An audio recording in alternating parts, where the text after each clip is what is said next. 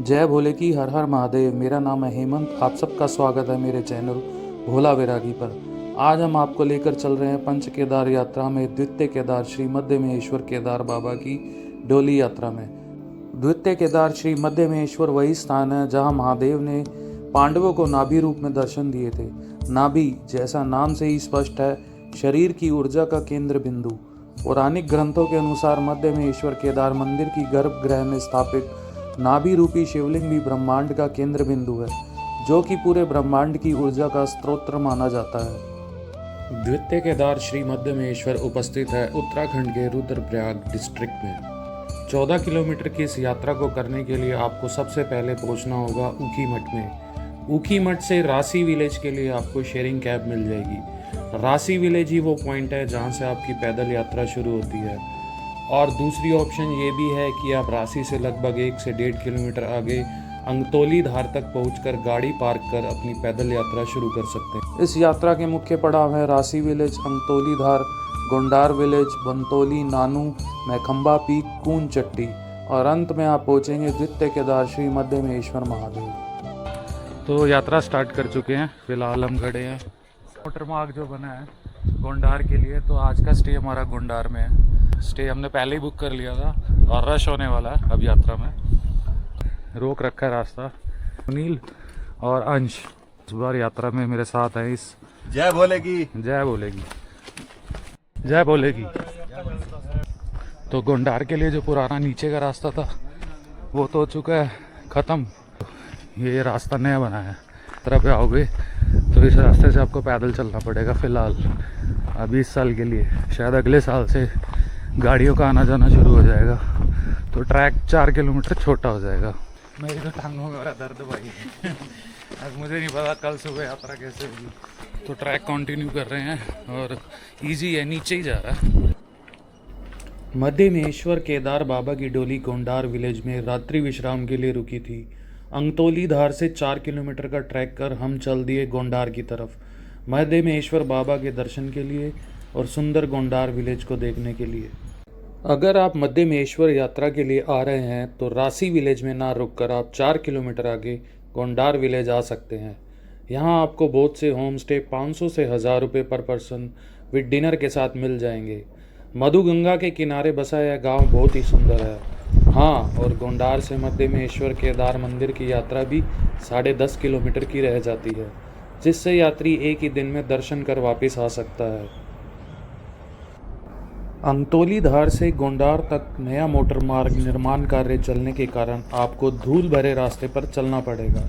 पुराना रास्ता इस नए रास्ते से बहुत सुकून भरा था और बड़े बड़े पेड़ों की छांव के बीच से होकर गुजरता था। तकरीबन 3 किलोमीटर धूल भरे रास्ते पर चलने के बाद अब रास्ता पुराने रास्ते से आकर मिल गया था और अब रास्ता हरा भरा और खुशनुमा हो गया। झरनों को पार करने वाले छोटे छोटे लोहे के पुल और आसपास से आती मधुगंगा नदी के बहाव की आवाज़ सुनकर अब यात्रा असल में यात्रा लग रही थी और अब पहले दिन का लक्ष्य पास आता दिख रहा था।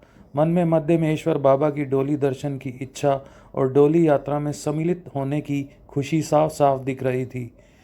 यात्रा मार्ग पर बिना रुके चलने के बाद अब गोंडार विलेज 250 मीटर दूर से दिखना शुरू हो गया था।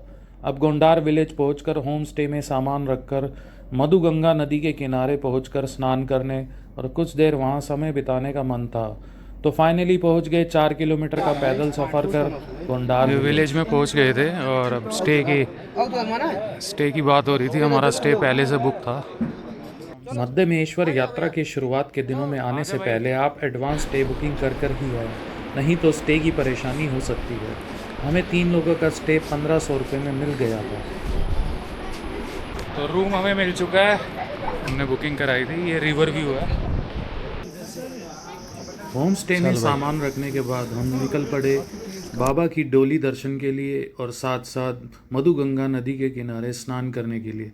तो चलिए आपको भी लेकर चलते हैं मधुगंगा नदी के किनारे। 6 बजे खुलेगा। 6 बजे खुलेगा। तो ये विलेज गोंडार विलेज है ये। तो चल पड़े भाई नदी की तरफ स्नान करने। सुनील भाई बन चुके हैं खतरों के खिलाड़ी और इनका नाम अब रख दिया अक्षय कुमार हमने। कौन है?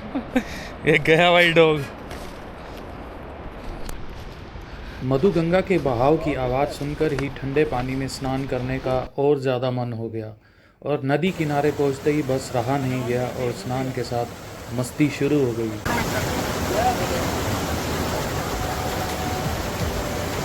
स्नान के बाद और आसपास के सुंदर नज़ारों को निहारते हुए भूख लग गई और वहाँ नदी के बीच एक शिला पर बैठकर हमारी मैगी पार्टी शुरू हो गई।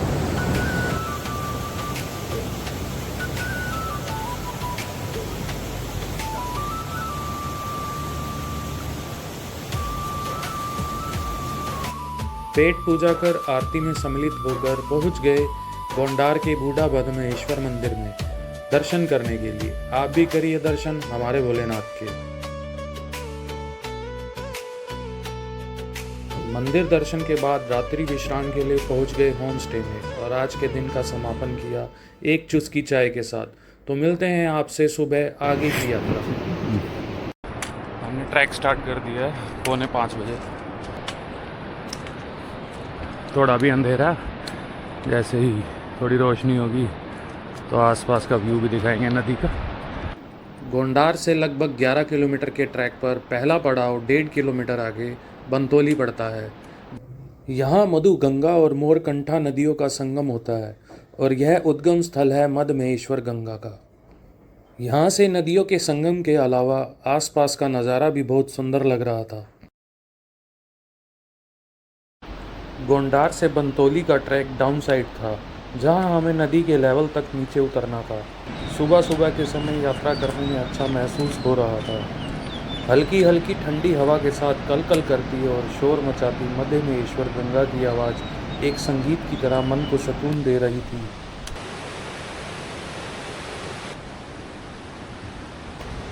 तो मद्महेश्वर रह गए यहाँ से 10.25 किलोमीटर और यहाँ आता था एक पुल जो अब टूट चुका है। फिलहाल जो रास्ता अब नीचे से है, एक टेम्परेरी लकड़ी का पुल बना हुआ है। चलो चलते हैं नीचे, दिखाता हूँ आपको।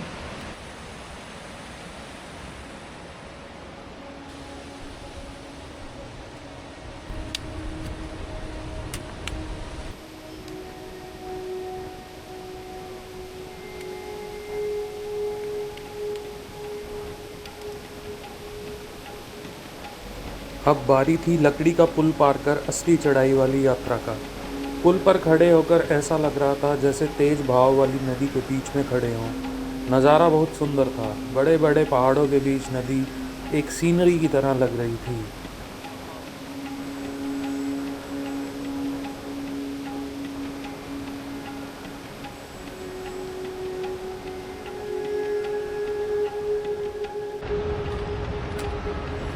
बंतोली विलेज कम आबादी वाला छोटा गांव है, जहां गिनती के घर हैं और कुछ घरों में होम स्टे भी बने हैं। यहां भी यात्रियों के रुकने की व्यवस्था थी। तो आप मेरे पीछे बोर्ड देख सकते हो, मद्महेश्वर जी रह गए हैं 9.50 और नानू 3.375। ये नानू तक चढ़ाई रहेगी, शायद मैं खंबा तक भी रहे। तो अब स्टीपनेस बढ़ने वाली है, तो अब रियल टेस्ट शुरू होने वाला।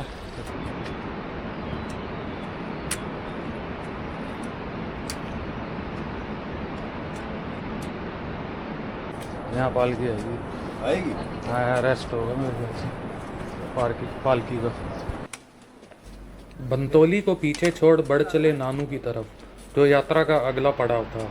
अब जैसे जैसे आगे चल रहे थे स्टीपनेस बढ़ती जा रही थी, मगर सुबह सुबह के वक्त निकलने का यह सबसे बड़ा फ़ायदा था कि धूप नहीं थी, तो थकान भी कम हो रही थी।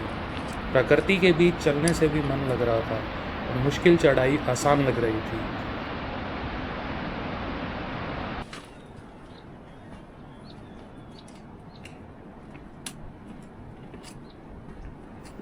कुछ देर चलने के बाद एक सुंदर सा नज़ारा दिखा, तो फिर क्या बैठ गए उस नज़ारे को देखने।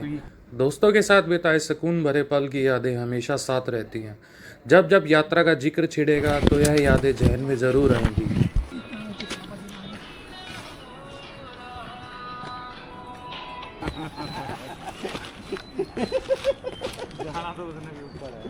जाना बम बम बोले हर हर महादेव। अभी मंदिर तक का 8 किलोमीटर का सफ़र बाकी था तो चलते चलते पहुंच गए खडरा। यहाँ एक होम स्टे के साथ फॉरेस्ट डिपार्टमेंट का चेकिंग पॉइंट भी था, पर सुबह के समय वहाँ कोई भी ड्यूटी पर नहीं था और यहाँ पानी की सुविधा भी थी, तो हमने अपनी बोतल फिर करके आगे की यात्रा कंटिन्यू रखी। सूर्योदय के साथ पहाड़ तो सुंदर लग रहे थे, पर अब धूप में यात्रा करने में पसीने छूट रहे थे। एक तो ये चढ़ाई, ऊपर से पड़ती धूप यात्रा को मुश्किल बना रही थी। अब नानू तक पहुंचने में नानी याद आ रही थी और गला भी बार बार सूख रहा था, पर यात्रा में कुछ कुछ दूरी पर जल स्रोत बने होने के कारण पीने के पानी की दिक्कत बिल्कुल भी नहीं थी।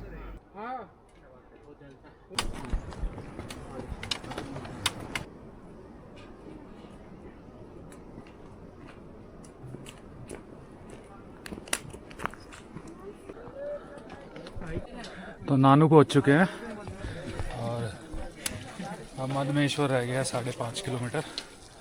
चलेंगे, अभी रुकेंगे नहीं। एक ये रेस्टोरेंट है या रूम्स बने हुए हैं नानू में, पानी मिल जाएगा आपको यहाँ पर पीने का। डोली यात्रा ना होती तो मैं यहाँ सावन के मौसम में आना पसंद करता। सावन में ये रास्ते हरे भरे और अलग ही दुनिया का एहसास दिलाते होंगे। अगर आप भी यात्रा पर आ रहे हैं तो एक बार सावन में यह यात्रा का अनुभव जरूर करें।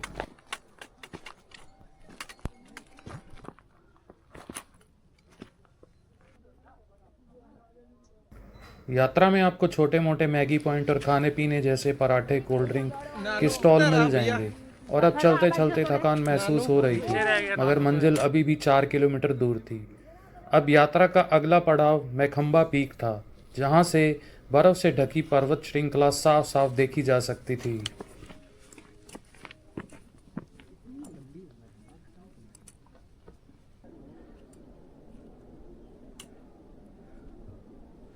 मैखंबा पहुंच चुके हैं।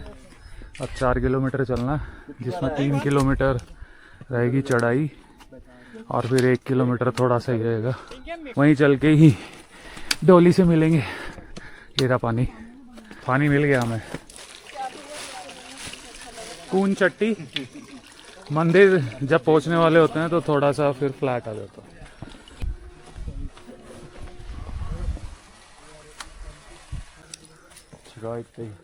प्यार से चुपचाप बैठा है बैग के अंदर।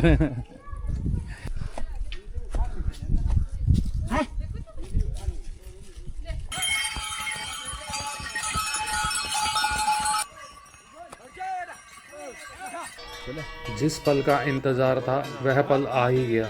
मंदिर से 1 किलोमीटर दूरी पर मध्य महेश्वर केदार बाबा के डोली दर्शन हो ही गए। डोली के दर्शन पाकर फिर से जोश आ गया और अब आज की मेहनत सफल हुई और पैरों की थकान छू मंतर हो गई। और अब हम भी हो लिए डोली के पीछे पीछे।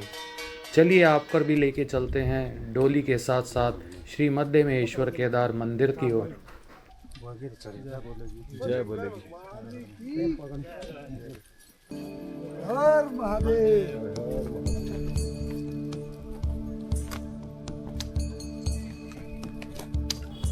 एक बार को तो ऐसा लगा कि हम ही डोली के साथ साथ मंदिर तक पहुंचने वाले चुनिंदा भक्तों में हैं, पर जैसे ही डोली के साथ साथ आगे बढ़े तो हमारी यह गलतफहमी दूर हो गई। हमारे जैसे हजारों भक्त डोली के इंतजार में पहले ही आंखें बिछाए बैठे थे।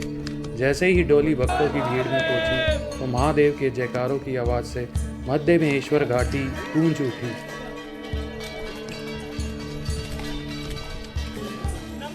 पार्वती पते हर हर महादेव।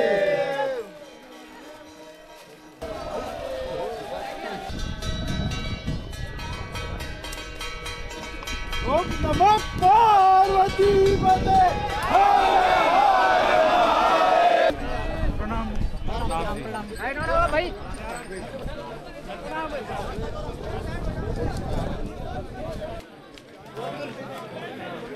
श्रद्धालु हैं वो यहीं पर रोक रखे हैं। अभी पूजा चल रही है मंदिर में, मुख्य पुजारी अंदर है और डोली अंदर जा चुकी है और थोड़ी देर में शायद आधे घंटे में महापूजा हो जाएगी और फिर यहाँ से हम जितने भी आम श्रद्धालु और जो आए हुए भक्त बोलेंगे वो अंदर जाएंगे, दर्शन करेंगे। फिलहाल के लिए तो हम बैठे हैं यहाँ, ये देख लीजिए पेड़ों के बीच में। थोड़ी देर के इंतज़ार के बाद सभी श्रद्धालु मंदिर की तरफ चल दिए और मंदिर के प्रथम दर्शन हो गए। आप भी कीजिए प्रथम दर्शन द्वितीय केदार श्री मध्यमेश्वर महादेव मंदिर के। मंदिर प्रांगण में पहुंचते ही मंत्रोच्चारण और परंपरागत पूजा अर्चना शुरू हो गई।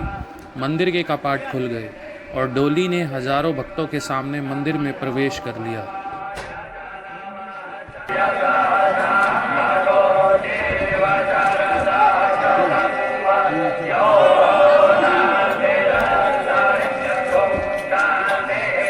मंदिर के बाहर दर्शन के लिए लंबी लाइन लगनी शुरू हो गई, पर स्नान के बिना मंदिर में दर्शन करने का मेरा मन नहीं था। तो वहीं पहाड़ों के व्यू के साथ खुले में एक ठंडे पानी का नल दिख गया। बस फिर क्या था, बर्फ़ के ठंडे पानी में वहीं खुले में ही स्नान कर लिया। ठंडे पानी से स्नान कर सारी थकान मिट गई और मन और तन दोनों तरोताज़ा हो गए। अब बारी थी दर्शन की, तो लग गए लाइन में दर्शन के लिए। 15 से 20 मिनट में दर्शन कर वहीं मंदिर प्रांगण में जाकर बैठ गए और वहां कुछ देर बैठ मंदिर और आसपास के व्यू को निहारते रहे और साथ में कुछ फोटोग्राफी भी कर ली।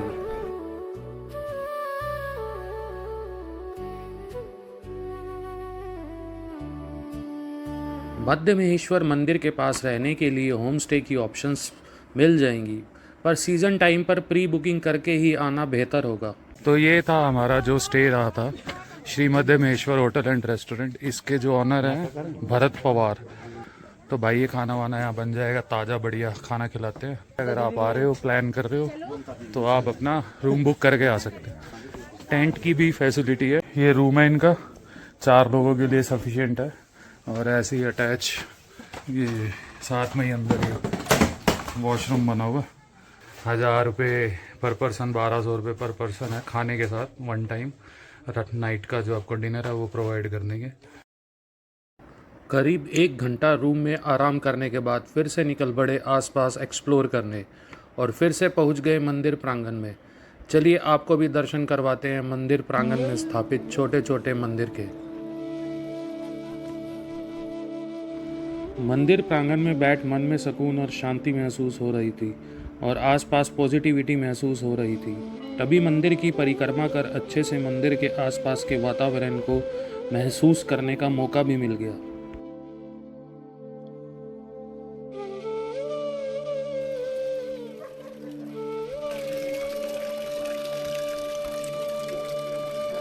करते हैं कमाल शम्भू।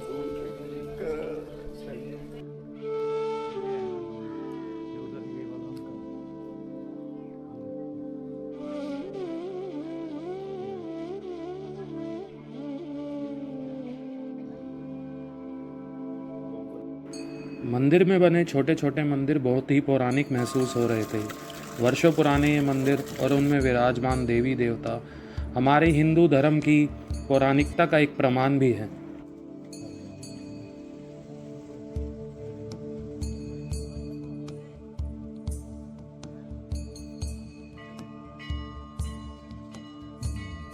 संध्या काल आरती का समय होने ही वाला था। उससे पहले ही भक्तों की एक बार फिर से दर्शन के लिए लंबी लाइन लगनी शुरू हो गई। अब पंडित जी पहुंच गए संध्या काल आरती से पहले मंदिर के कपाट खोलने के लिए। नमः पार्वती पते।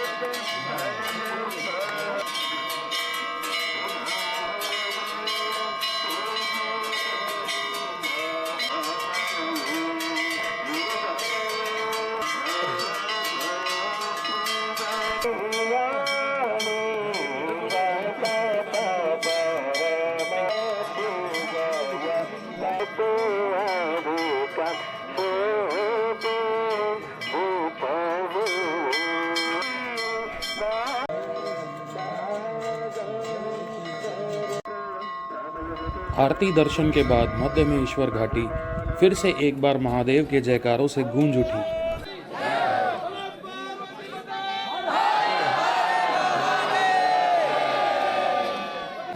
हर हर महादेव हर हर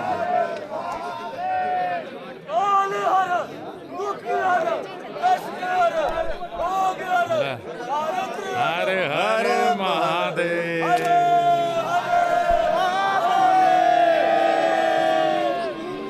मैं अपने आप को बहुत भाग्यशाली महसूस कर रहा था कि महादेव ने मुझे इस यात्रा के लिए बुलावा भेजा। और अब सुबह जल्दी उठकर सनराइज देखने और बूढ़ा मध्यमेश्वर मंदिर दर्शन पाने के लिए हम चल दिए अपने होम स्टे में रात्रि विश्राम के लिए। और इस खुशनुमा एहसास के साथ आज की यात्रा का दिन समाप्त हुआ।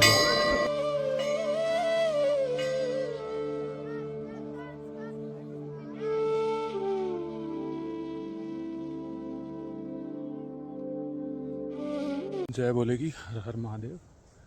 फिलहाल नीचे से चले थे 4:35-40 पर, 5 हो चुके हैं और बूढ़ा मध्यमेश्वर की तरफ जा रहे हैं। तो बस इतना सा रह गया ये ऊपर। नीचे से आए थे, जो शेड लगी हुई है ऊपर चल के और अच्छा व्यू आएगा। बूढ़ा मध्यमेश्वर मंदिर से लगभग 1 से 1.5 किलोमीटर की खड़ी चढ़ाई कर पहुंचा जा सकता है, जिसमें 25 से 30 मिनट का समय लगता है। और ऊपर पहुंचकर नज़ारा बहुत ही अद्भुत है। चारों तरफ बर्फ़ से ढकी चोटियां साफ साफ देखी जा सकती हैं और यह एक बड़ा बुग्याल सा लग रहा था।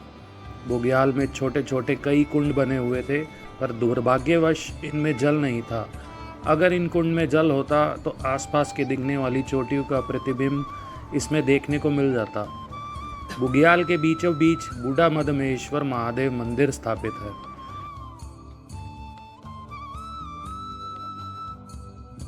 अभी सूर्योदय में समय था तो सुंदर बुग्याल में कुछ देर दोस्तों के साथ थोड़ा मस्ती कर और टहल कर समय बिताने में भी बहुत मज़ा आ रहा था। कुछ देर बच्चों की तरह मस्ती कर सूर्योदय का समय हो गया और सूर्योदय का नज़ारा भी बहुत अद्भुत लग रहा था।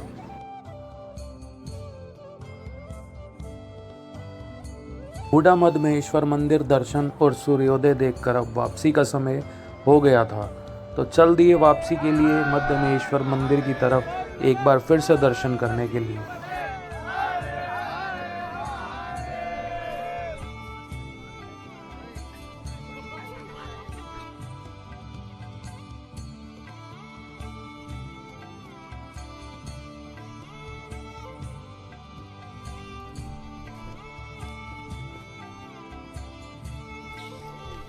बूढ़ा मध्यमेश्वर से नीचे उतरकर घर वापसी से पहले पहुंच गए मध्यमेश्वर मंदिर, श्रृंगार आरती से पहले जल चढ़ाने और दर्शन के लिए। जय बोलेगी हर हर महादेव। तो फिलहाल अब हमारा प्रस्थान का समय हो चुका है यहाँ से। होपफुली आपने बहुत अच्छे से दर्शन करे होंगे, आपको डोली दर्शन भी कराए और यात्रा में हमें भी बहुत मज़ा आया। भोलेनाथ से आज्ञा लेके अब हम यहाँ से निकल रहे हैं। तो मिलते हैं फिर आपसे अगली वीडियो में। तब तक के लिए जय भोलेगी हर हर महादेव। इस जगह से जाने का मन तो नहीं था, पर भोलेनाथ के लिए चंद लाइंस बोल कर जाना चाहूँगा, ताकि भोलेनाथ जल्द से मुझे अपने धाम की किसी और यात्रा का बुलावा भेजे। हे भोलेनाथ, तेरे दिल में मुझे ऐसी उम्र कैद मिले, थक जाए सब वकील पर मुझे जमानत न मिले।